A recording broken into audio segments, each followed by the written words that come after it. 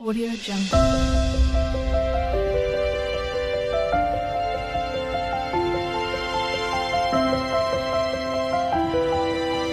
Audio Jungle. Hello बच्चों, तो कैसे हैं आप लोग। आज ये हम लोग रैपिड फास्ट क्लास लेकर आए हैं। अगर आपने हमारी पिछली क्लासें नहीं देखी हैं तो अभी हमारे चैनल पर जाके पिछली क्लास देखें और जल्द से हम ये क्लासें शुरू करते हैं। आज का हमारा पहला क्वेश्चन है, निम्न में प्रबल अम्ल है। निम्न में प्रबल अम्ल है तो आप ध्यान रखना, सल्फ्यूरिक अम्ल को क्या बोला जाता है? सल्फ्यूरिक अम्ल को प्रबल अम्ल बोला जाता है। इसकी अम्लता सबसे अधिक होती है। नेक्स्ट क्वेश्चन हमारा क्वेश्चन नंबर 2 बोल रहा है कि निम्न में दुर्बल अम्ल है, कि कौन सा अम्ल जो है वो दुर्बल अम्ल है। तो इसमें हमारा एसिटिक अम्ल हो जाएगा। कौन सा अम्ल हो जाएगा? एसिटिक अम्ल होगा, यानी कि बी नंबर सही हो जाएगा। नेक्स्ट जो हमारा है क्वेश्चन नंबर 3, निम्न में दुर्बल क्षार हैं। इसमें हमको क्षार बताना है तो क्या सोडियम हाइड्रोक्साइड होगा, पोटेशियम हाइड्रोक्साइड होगा, अमोनियम हाइड्रोक्साइड होगा, सोडियम कार्बोनेट होगा। तो इसमें हमारा आंसर नंबर सी हो जाएगा, ammonium hydroxide. Ammonium hydroxide. Next question number 4 पूछा है कि पीएच मान किसने विकसित किया? कौन से वैज्ञानिक थे जिसने पीएच मान हमारा विकसित किया? अहिनियस ने किया, सोरेंस ने किया, डाल्टन ने किया, चैडविक ने किया। तो इसमें हमारा answer number B is right हो जाएगा, सोरेंस। कौन सा? सोरेंस जो थे उन्होंने पीएच मान विकसित किया था। नेक्स्ट क्वेश्चन है क्वेश्चन नंबर 5 में, पीएच में जो पी का सूचक है जर्मन भाषा में इसका क्या अर्थ होता है? किस भाषा में? जर्मन भाषा में इसका अर्थ शक्ति होगा, समय होगा, ऊर्जा होगा, पहचान होगा। तो बच्चों ध्यान रखना, इसमें हमारा ए नंबर सही हो जाएगा, शक्ति। क्या सही होगा? इसमें हमारा शक्ति जो है वह सही हो जाएगा, यानी कि बी नंबर। कौन सा नंबर? बी नंबर हमारा सही होता है। नेक्स्ट क्वेश्चन है क्वेश्चन नंबर 6, अमाशयिक रस पाचक रस जो होता है उसका पीएच मान कितना होता है? कौन सा रस? अमाशयिक रस जो होता है उसका पीएच मान कितना होता है? तो हाँ बच्चों, उसका पीएच मान 1.4 होता है। कितना होता है? 1.4 होगा। ओके बच्चों, नेक्स्ट क्वेश्चन जो हमारा है क्वेश्चन नंबर 7, उसमें पूछा है कि टमाटर के रस का पीएच मान कितना होता है? जो टमाटर का रस होता है उसका पीएच मान कितना होता है? तो बच्चों ध्यान रखना, उसका पीएच मान 4.1 होगा। अगर आपको क्लास अच्छी लगे तो आप इसको हमारे चैनल को ज़रूर सब्सक्राइब करें। इसका आंसर नंबर बी राइट हो जाएगा। कौन सा आंसर नंबर बी राइट हो जाएगा? आंसर नंबर बी राइट हो जाएगा। नेक्स्ट क्वेश्चन है क्वेश्चन नंबर 8, रक्त या रुधिर का पीएच मान कितना होता है? जो रक्त होता है उसका पीएच मान कितना होता है? तो बच्चों ध्यान रखना, इसमें हमारा आंसर नंबर सी राइट हो जाएगा, 7.4। टमाटर किसके? रक्त के जो पीएच मान रक्त का होता है वो 7.4 होता है। नेक्स्ट क्वेश्चन हमारा हो जाएगा क्वेश्चन नंबर 9, उसमें पूछा गया है कि जठर रस स्रावित होता है। जो जठर रस होता है कहाँ से आता है? अग्नाशय से आता है, यकृत से आता है, अमाशय से आता है या वृषण से आता है? तो बच्चों ध्यान रखना कि जो जठर रस स्रावित होता है वह हमारा अमाशय, यानी सी नंबर राइट हो जाएगा, अमाशय से। नेक्स्ट क्वेश्चन है, जठर रस में कौन सा अम्ल होता है? किस रस में? जठर रस में कौन सा अम्ल होता है? तो बच्चों ध्यान रखना, जठर रस में हमारा HCl होता है, यानी कि आंसर नंबर बी यहाँ पे राइट होता है। ओके बच्चों, नेक्स्ट क्वेश्चन नंबर 11 में, दंत क्षरण कब आरंभ होता है? जो दंत क्षरण कब आरंभ होता है इसमें पूछा गया है कि दांतों का झरना, हमारे दांतों के जो झरन लगते हैं या फिर दांतों को कमज़ोर हो जाते हैं वह कब चालू होता है? जब पीएच मान, हमारी लार का पीएच मान 5.5 से कम हो जाता है। क्या हो जाता है? 5.5 से कम हो जाता है, यानी कि आंसर नंबर ए यहाँ पे क्या हो जा रहा है? राइट हो जा रहा है। ओके बच्चों, नेक्स्ट क्वेश्चन नंबर 12, विरंजक चूर्ण का रासायनिक सूत्र क्या? यहाँ विरंजक चूर्ण का या ब्लीचिंग पाउडर जिसको बोलते हैं उसका रासायनिक सूत्र क्या हो जाएगा? तो बच्चों ध्यान रखना, इसका रासायनिक सूत्र होता है CaCl2। क्या होगा? CaOCl2, यानी कि आंसर नंबर बी हमारा राइट होता है। ओके बच्चों, नेक्स्ट क्वेश्चन नंबर 13, विरंजक चूर्ण का रंग कैसा होता है? या विरंजक जो चूर्ण होता है उसका रंग कैसा होता है? क्या कैसा होगा? तो बच्चों ध्यान रखना, जो हमारा विरंजक चूर्ण होता है या उसका रंग किस कलर का होता है? वह हमारा पीले रंग का होता है। किस कलर का होता है? पीले रंग का। किस कलर का होगा? पीले रंग का हो जाएगा। ओके बच्चों, नेक्स्ट क्वेश्चन है क्वेश्चन नंबर 14, यानी उसमें पूछा गया क्लोरोफॉर्म क्या क्लोरोफॉर्म बनाने में प्रयुक्त होता, क्या प्रयुक्त होता, किसका उपयोग किया जाता है। इन चार जो ये चार आंसर दिए में किस किस चीज़ का प्रयोग क्लोरोफॉर्म बनाने में उपयुक्त होता है। तो बच्चों ध्यान रखना कि यहाँ पे CaOCl2 यानी विरंजक चूर्ण या क्लोरोफॉर्म या ब्लीचिंग पाउडर बोल दो, इसका उपयोग हमारे क्लोरोफॉर्म बनाने में भी किया जाता है।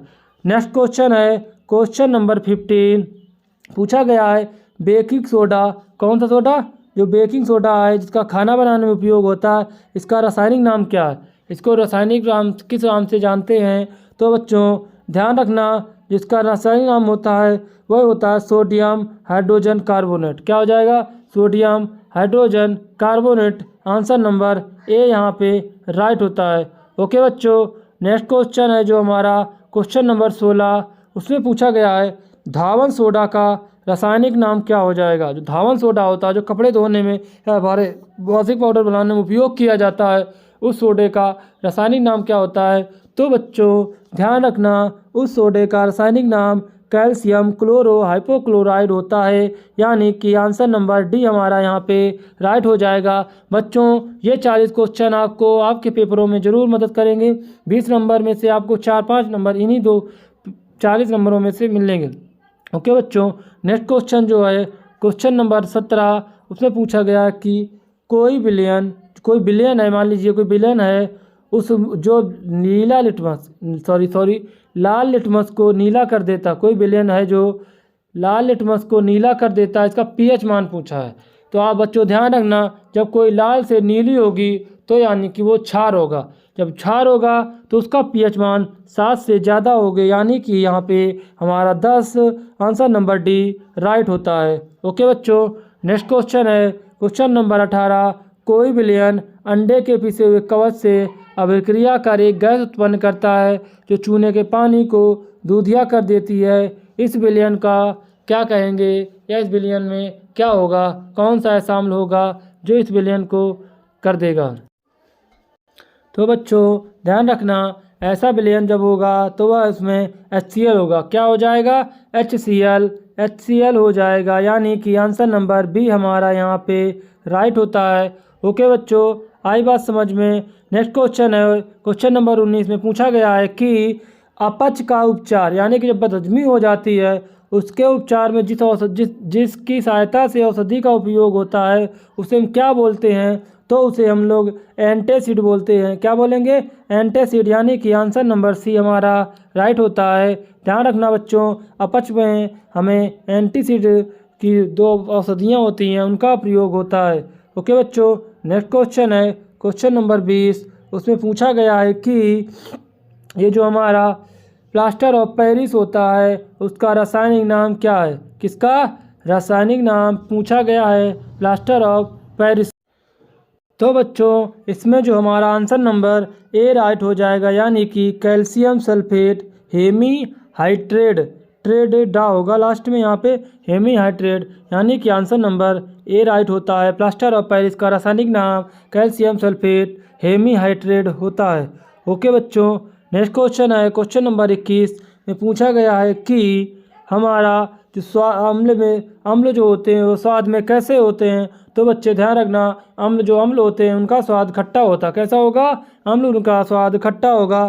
तथा 22 नंबर में पूछा गया जब अम्लीय जलीय विलयन में कौन सा आयन देते हैं। जो अम्ल होते हैं जब जल में घोले जाते हैं कौन सा आयन देते हैं। तो बच्चों ध्यान रखना वहाँ पे हमारा H+ आयन देता है, यानी कि आंसर नंबर सी राइट होता है। ओके बच्चों, नेक्स्ट क्वेश्चन है क्वेश्चन नंबर 23 में पूछा गया है कि जो हमारे अम्ल होते हैं वह नीले लिटमस को किस रंग में परिवर्तित करते हैं। तो बच्चों ध्यान रखना कि जो अम्ल होते हैं वह नीले लिटमस को लाल में परिवर्तित कर देते हैं, किसमें, लाल कलर में परिवर्तित कर देते हैं, यानी कि आंसर नंबर बी हमारा राइट होता है। ये क्वेश्चन आपको आपके पेपर में बहुत हेल्पफुल होने वाले हैं, तो ये हमारी क्लास पूरी देखें और अपने दोस्तों तक जरूर शेयर करें। नेक्स्ट क्वेश्चन है क्वेश्चन नंबर 24 में पूछा है क्षार जो होते हैं वो स्वाद में कैसे होते हैं, अम्ल स्वाद में खट्टे होते हैं, और क्षार जो होते हैं वो स्वाद में कड़वे तथा छूने पर चिकने महसूस होते हैं। ओके बच्चों, नेक्स्ट क्वेश्चन है 25, क्षार लाल लिटमस को कौन से रंग में परिवर्तित कर देता है। तो बच्चों ध्यान रखना, लाल लिटमस को जब क्षारीय विलयन में डुबोया जाता है तो वह नीले कलर का दिखाई देता है, यानी कि आंसर नंबर सी हमारा राइट होगा। कौन सा राइट होगा, सी नंबर राइट हो जाएगा। ओके बच्चों, नेक्स्ट क्वेश्चन है क्वेश्चन नंबर 26, उसे पूछा है अम्ल के जल अणु के साथ संयोग करके कौन सा आयन बनाते हैं। किसके साथ संयोग कर, जो अम्ल के अणु होते हैं वो जल के साथ संयोग करके हमारे हाइड्रोनियम आयन का क्या करते हैं, हाइड्रोनियम आयन का निर्माण करते हैं, यानी कि H3O का निर्माण करेंगे। ओके बच्चों, नेक्स्ट क्वेश्चन है क्वेश्चन नंबर 27। हम लोग थोड़ा आज फास्ट पढ़ेंगे क्योंकि दोनों क्लासें हम लोग एक अलग अलग 20-20 मिनट क्लास में कवर कर चुके हैं। यह क्लास हम लोग एक साथ कवर करने वाले हैं। तो बच्चों अगर आपको समझ में नहीं आ रहा तो आप इसको थोड़ा स्पीड कम करके देखें या फिर पिछली क्लासें देखें। यह एक तरीके से आपके लिए रिवीजन क्लास होने वाली है और बहुत ही हेल्पफुल होगी। ओके बच्चों, नेक्स्ट क्वेश्चन है क्वेश्चन नंबर 27, अम्लीय जलीय विलयन में कौन सा आयन देते हैं। जो अम्ल होते हैं वह जलीय विलयन में अभी बताया हमने, वो जलीय विलयन में H3O देंगे। क्या देंगे, H3O जल के साथ क्रिया करके हाइड्रोजन H3O हाइड्रोनियम आयन, यानी कि आंसर नंबर ए राइट होता है। कौन सा राइट होता है, आंसर नंबर ए यहाँ पे राइट होता है। ओके बच्चों, नेक्स्ट क्वेश्चन है क्वेश्चन नंबर 28, अम्ल और क्षार के समान अणुओं की क्रिया जब कराई जाती है फलस्वरूप होने से कौन सी अभिक्रिया होती है। तो बच्चों ऐसी अभिक्रिया का नाम उदासीन, कौन सी, उदासीन अभिक्रिया कही जाती है या फिर इसे उदासीनीकरण भी कहते हैं। तो हमारा आंसर नंबर डी यहाँ पे राइट होता है। आई बात समझ बच्चों, इसमें हो जाएगा जब अम्ल क्षार की अभिक्रिया कराई जाती है तो वे एक दूसरे के गुणों को क्या करते हैं, समाप्त कर लवण का निर्माण करते हैं, जिसे उदासीनीकरण भी कहा जाता है। ओके बच्चों, नेक्स्ट क्वेश्चन है क्वेश्चन नंबर 29, क्षार, अब क्षारीय जलीय विलयन जल में जब घोले जाते हैं तो कौन से आयन देंगे, OH- आयन देंगे। कौन से, OH- आयन, यानी हाइड्रोक्साइड बनाते हैं। ओके बच्चों, तो यहाँ पे आंसर नंबर बी हमारा राइट होता है। कौन सा, आंसर नंबर बी हमारा राइट होगा।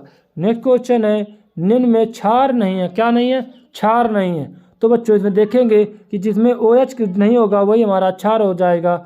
NaOH में OH दिख रहा है, यानी कि ये क्या है, यह क्षार है। Na2 ये एक तरीके सोडियम के ऑक्साइड हैं, यानी कि ये क्या हो जाएंगे, ये भी क्षार हो जाएंगे। HCl ये हमारा किस में आता है, ये हमारा अम्ल में आता है, हाइड्रोक्लोरिक अम्ल होता है। यानी कि इसमें पूछा है निम्न में क्षार नहीं है, जो क्षार नहीं वो अम्ल होंगे, यानी कि आंसर नंबर यहाँ पे सी राइट होता है। कौन सा, आंसर नंबर हमारा यहाँ पे सी राइट होता है। कौन सा, सी यहाँ पे राइट होता है। ओके बच्चों, नेक्स्ट क्वेश्चन है क्वेश्चन नंबर 31, पूछा गया है कि हमारा निम्न में कौन सा अम्ल नहीं है। अभी पूछा था क्षार नहीं है, पूछ रहा अम्ल नहीं है, बड़ा सब कन्फ्यूजन पैदा किया। तो देखेंगे कि अम्ल में क्या होता है, हमें H का एक आयन दिखेगा। कितने आयन दिखेंगे, H के आयन दिखेंगे, H के 1 2 3 आयन दिखेंगे, लेकिन OH में नहीं दिखेगा। तो बच्चों ध्यान रखना, HCl भी एक आयन है, HNO3 भी एक आयन है, KOH क्या है, ये हमारा क्षार है। क्या हो जाएगा, ये जो KOH है ये हमारा क्या होता है, KOH, यह पोटेशियम हाइड्रोक्साइड एक तरीके से क्षारीय होता है। बाकी जितने तुम्हें दिए सब ये क्या है, अम्लीय हैं, यानी कि आंसर नंबर यहाँ पे सी राइट होता है। आई बात समझ बच्चों। नेक्स्ट क्वेश्चन है क्वेश्चन नंबर 31 में पूछा है कि निम्न में क्या अम्ल हैं, निम्न में क्या अम्ल है। इनमें 4 दिए गए, इसमें पूछा गया अम्ल क्या है। तो बच्चों हमको पता है कि अम्ल में H का आयन सिंगल दिखेगा और OH होगा तो वह क्षार होगा। तो आप ध्यान से देखेंगे अगर तो KOH में OH दिख रहा है, NaOH में भी OH दिख रहा है, HNO4OH में भी OH दिख रहा है, लेकिन आप ध्यान से देखें आंसर नंबर सी में जो है H2SO4 यानी कि H हाइड्रोजन का 1 परमाणु दिख रहा है और H2 हाइड्रोजन 2 परमाणु दिख रहे हैं और यहाँ पे सल्फ्यूरिक एसिड बन रहा है यहाँ, यानी कि हमारा आंसर नंबर सी यहाँ पे राइट होता है। ओके बच्चों, नेक्स्ट क्वेश्चन नंबर 33 में पूछा गया है कि निम्न में क्या क्षार है।